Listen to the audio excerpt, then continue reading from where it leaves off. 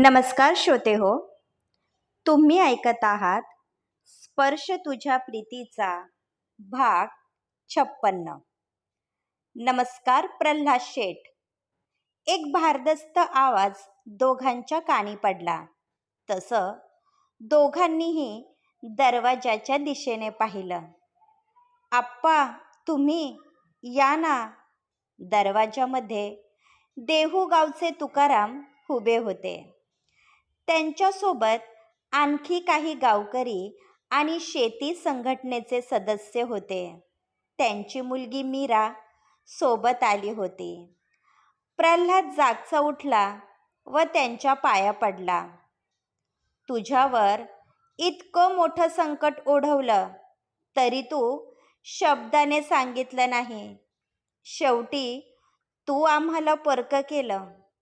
मला बापाच्या जागेवर पाहतो ना, मग तुझी अडचण सांगायला काय झालं होतं?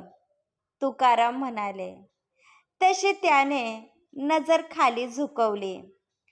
ते आपल्याला परकं समजतात म्हणून त्यांनी स्वतःची अडचण आपल्याला सांगितली नाही. मीरा म्हणाली. असं काहीही नाही. कोणत्या तोंडाने सांगणार होतो? या काही दिवसात इतकं काही झालं की काही सुचत नव्हतं. बरं ते जाऊ द्या. तुम्ही सर्व उभे का? बसा ना. शारदा, यांच्या चहा पाण्याचं बघ, प्रल्हाद म्हणाला. चहाचं राहू द्या सुनबाई. आम्ही पुन्हा कधी निवांत येऊ तेव्हा डायरेक्ट तुझ्या हातचं जेवणच करू, तुकाराम म्हणाले. तसे सर्व गावकरी हॉलमध्ये बसले. मीरा शारदाच्या शेजारी येऊन उभी राहिली. यावेळी न जाणे का, पण तिला शारदाचा मनापासून हेवा वाटत होता. कारण ज्या मुलाला अडाणी म्हणून तिने डावललं होतं तो अस्सल हिरा निघाला होता, जो शारदाच्या नशिबी आला होता. बोला प्रल्हादराव. गावकरी सांगत होते की तुम्हाला पैशाची गरज आहे, तुकाराम यांनी विचारलं. त्याने आपले पाणवलेले डोळे पुसले आणि सर्व घडला प्रकार त्यांच्या कानावर घातला. गावकऱ्यांनी त्यांना आधीच कल्पना दिली होती, पण तरीही त्यांना प्रल्हादच्या तोंडातून सत्य जाणून घ्यायचं होतं. आपल्या शेतकरी संघटनेची अवस्था तुला माहीत आहे. अवकाळी पावसामुळे सर्वांवर बिकट संकट ओढवलं आहे. हेच कारण होतं म्हणून कोणीही तुझ्या मदतीला धावून आलं नाही. पण गावकऱ्यांनी तुझ्याही नकळत तुला मदत मिळवून देण्यासाठी बराच आटापिटा केला होता.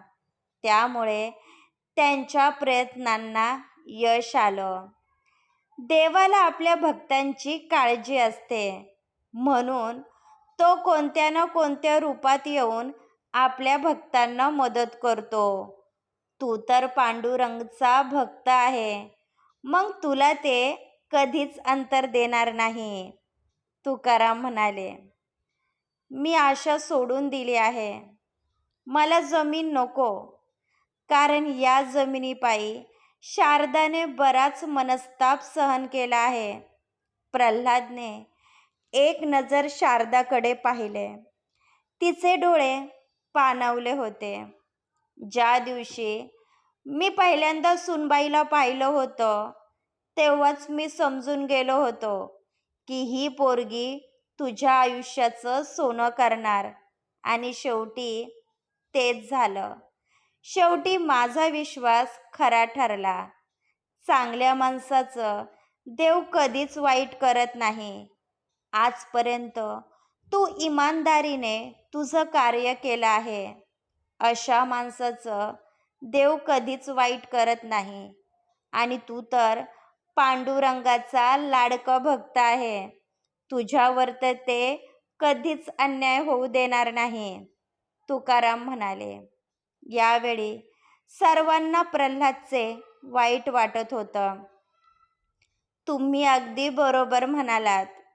माझं पोरगं लाखात एक आहे, पण या काही दिवसात त्याला बराच मानसिक त्रास सहन करावा लागला आहे आणि त्यापेक्षा जास्त तर या पोरीने खस्ता खाल्ले आहेत. आपल्या नवऱ्याच्या मान सन्मानासाठी तिने जे काही केलं आहे ते खरंच कौतुकास्पद आहे. आदल्या जन्मी काहीतरी पुण्य केलं असेल म्हणून मला अशी सून मिळाली.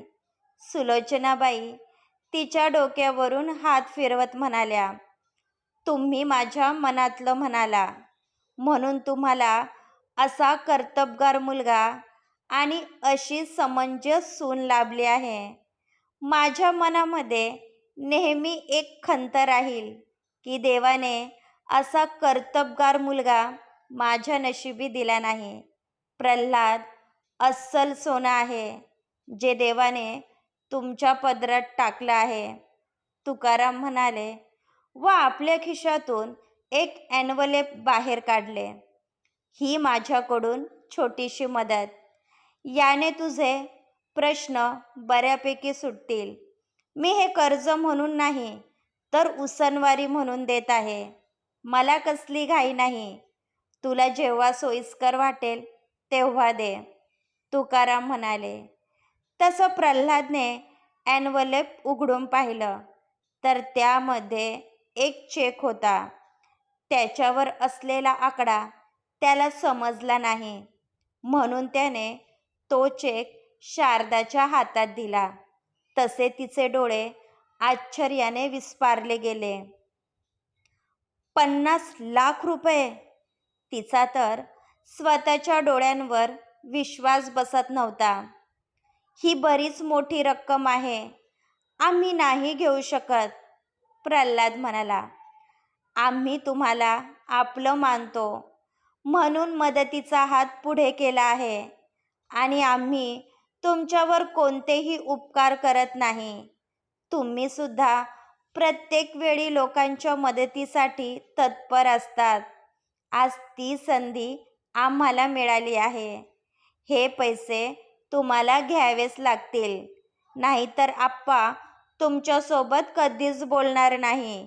मीरा थोडी चिडून म्हणाली. पण ही रक्कम बरीच मोठी आहे. प्रल्हादला तर काय बोलावं ते समजत नव्हतं. असं समज देवाने तुझ्या मदतीसाठी मला धाडलं आहे. प्रत्येक संकटातून असा मार्ग काढायचा हे त्या पांडुरंगाला चांगलं माहीत आहे. तुझ्या संकटाच्या काळी मी तुला मदत करावी ही त्याची इच्छा होती. म्हणून बऱ्याच वर्षापासून पडीक असलेली माझी जमीन भूसंपादन विभागाने विकत घेतली. त्याचे मला 1 कोटी रुपये मिळाले. मला एकच मुलगी आहे. तिच्या लग्नासाठी मी 50 लाख रुपये बाजूला ठेवले आहे. उरलेले पैसे मी तिच्या भविष्याची तरतूद म्हणून ठेवणार होतो. पण जेव्हा गावकऱ्यांनी तुझ्याबद्दल सांगितलं तेव्हा माझ्या आधी हा निर्णय मीराने घेतला. तू माझ्या मुलासारखा आहे म्हणून हक्काने हे पैसे देत आहे, तुकाराम म्हणाले. तसं प्रल्हादला भरून आलं. या जगात काही लोक सोमनाथ सारखी असतात जे स्वार्थासाठी कोणत्याही थराला जातात. तिथेच काही लोक तुकाराम सारखे असतात जे दुसऱ्याच्या मदतीसाठी निस्वार्थ मनाने धावून जातात. आता जास्त विचार करू नका. आम्ही सर्वांनी मिळून हा निर्णय घेतला आहे. त्यामुळे तुम्हाला हे पैसे घ्यावेच लागतील, मीराने आग्रह केला.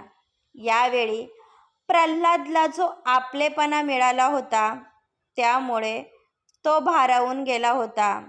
शेवटी त्याने जे चांगलं कर्म केलं होतं ते फळाला आलं होतं. तुला आठवतं शारदा, मी म्हणालो होतो की पांडुरंग कोणत्या ना कोणत्या रूपामध्ये येऊन आपल्या भक्तांना मदत करतो. बघ, माझा पांडुरंग माझ्या मदतीसाठी कसा धावून आला आहे. शेवटी त्यानेच माझ्यावरचं संकट निवळलं. तो आपल्या भक्तांवर कधीच अन्याय करत नाही, प्रल्हाद म्हणाला. तशी ती मोठमोठ्याने रडायला लागली. मीराने तिला कसंबसं सावरलं. आज तिचा देवावर विश्वास बसला होता. तुकाराम आणि गावकऱ्यांनी प्रल्हादसाठी जे काही केलं होतं ते खरंच कौतुकास्पद होतं. त्यामुळे प्रल्हादवर आलेलं संकट कायमचं निवळलं होतं.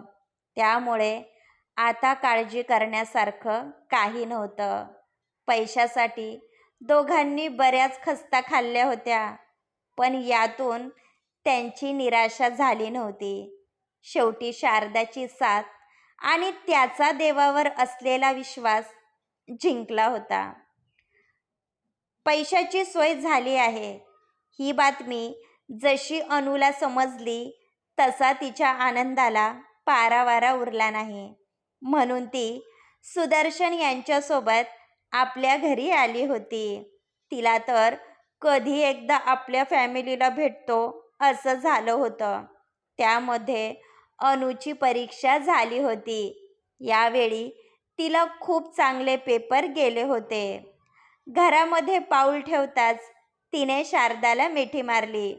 शेवटी तुम्ही करून दाखवलं.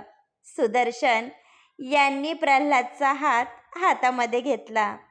ही सर्व पांडुरंगाची कृपा आहे. आधी माझा देवावर विश्वास नव्हता, पण आता मला प्रचिती आली आहे. म्हणून मी ठरवलं आहे की यापुढे दरवर्षी आषाढी एकादशीला पंढरपूरला जायचं आणि पांडुरंगाचं दर्शन घ्यायचं. शारदाच्या बोलण्यावर प्रल्हाद सुखावला होता. शेवटी देव आहे हे तिला मान्य करावं लागलं होतं. दुपारी सर्वांनी एकत्र जेवण केलं. त्यानंतर बराच वेळ गप्पा रंगल्या. यापुढे अनु आपल्यासोबत राहणार नाही म्हणून सुदर्शन यांना वाईट वाटत होतं, कारण तिने या काही दिवसांमध्ये त्यांना चांगलाच लळा लावला होता. येतो मी. अनु होती म्हणून घर कसं भरल्यासारखं वाटत होतं. त्या घरात तिने शामलीची कमी भरून काढली होती, पण आता ते खाली घर पुन्हा मला खायला उठणार. बोलताना सुदर्शन यांचा चेहरा पडला होता.